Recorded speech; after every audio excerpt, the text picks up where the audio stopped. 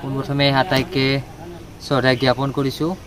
আগন্তুক যি পঞ্চায়ত নিৰ্বাচন সমাগত আৰু এই পঞ্চায়ত নিৰ্বাচনত মই ৰামপুৰ পঞ্চায়তৰ অন্তৰ্গত আমাৰ ৮ নং ৱাৰ্ড ভাগৱতীয়াৰ পৰা মই প্ৰতিদ্বন্দ্বিতা কৰিছোঁ। আৰু আজি নিৰ্বাচনী প্ৰচাৰৰ উদ্দেশ্যে আজি পোনপ্ৰথমে মই আমাৰ এই ৰাস্তাটোৰ পৰাই নিৰ্বাচনী প্ৰচাৰ আৰম্ভ কৰিছোঁ। ইতিমধ্যে প্ৰায় আমাৰ যিখিনি ৰাস্তাটো মোৰ ঘৰৰ সন্মুখৰ ৰাস্তাৰ এই মানুহখিনি এতিয়ালৈকে নিমন্ত্ৰণ জনালোঁ। ইয়াৰ পিছত আৰু গধূলিৰ পৰা আৰু মই নিৰ্বাচনী প্ৰচাৰত ব্যস্ত হ'ম। গতিকে অঞ্চলবাসী ৰাইজে মোক সৰুৰ পৰাই যেতিয়াৰ পৰা মই কলেজত পঢ়ি আছোঁ তেতিয়াৰ পৰা আমাৰ অঞ্চলবাসী ৰাইজৰ লগতে পলাশবাৰী আছে বিভিন্ন ঠাইৰ লগতো মই জড়িত হৈ আছোঁ। অঞ্চলবাসী ৰাইজে মোক যথেষ্ট সহায় কৰিছিল আৰু তেওঁলোকৰ আশীৰ্বাদতে মই এইবাৰ পঞ্চায়ত নিৰ্বাচনত অৱতীৰ্ণ হৈছোঁ আৰু এতিয়ালৈকে যথেষ্টখিনি ৰাইজে মোক সঁহাৰি জনাইছে।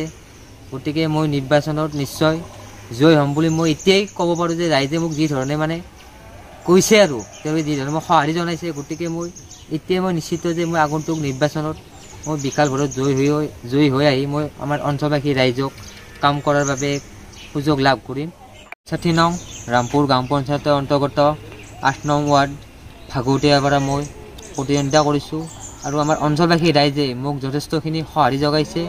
আৰু গতিকে অহা ৭ তাৰিখে অনুষ্ঠিত হ'বলগীয়া পঞ্চায়ত নিৰ্বাচনত অঞ্চলবাসী ৰাইজে তেওঁলোকৰ নিজৰ মূল্যৱান ভোটটো মোক দি দমকলৰ চিহ্ন, মোৰ যি প্ৰতীক দমকলৰ চিহ্ন প্ৰদান কৰি বিপুল ভোটত জয়যুক্ত হ'বলৈ মোক তেওঁলোকে আশীৰ্বাদ দিয়ে, তাৰে কামনা কৰিলোঁ। ধন্যবাদ।